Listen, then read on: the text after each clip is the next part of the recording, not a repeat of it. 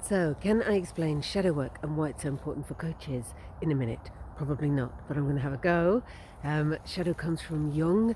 It's the idea that we all are born whole but are then socialized into splitting, essentially, having ego identified traits. Our family, our school, our culture says yes to these traits, but then there were other traits that we were told.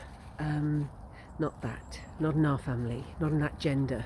Boys don't cry, girls don't have temper tantrums, and certain qualities and traits and attributes in us and parts of our expressiveness get jettisoned. They end up in the unconscious. We're unconscious that they were ever part of us, and that's fine up until a certain point.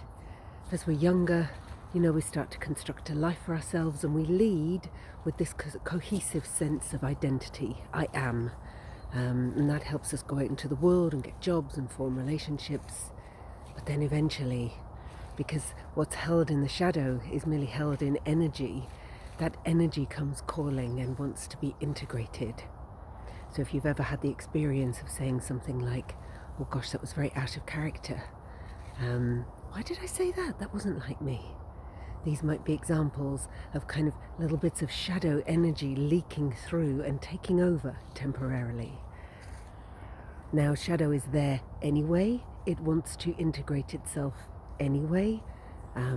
So as coaches who are committed to kind of growth and expansion, and as coaches who are committed to offering presence to our clients so that we can work in and through relationship, for us in particular then, understanding what that looks and feels like for us when shadow comes calling and when we're taken out of presence, that's kind of vital to our toolkit as far as I'm concerned. It's certainly helped me in my practice.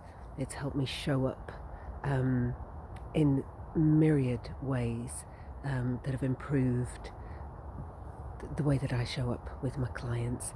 So what's that, 2.5 minutes, not a minute, but that is my pithy top level explainer about what shadow is and why I think it's so important for the coach's toolkit.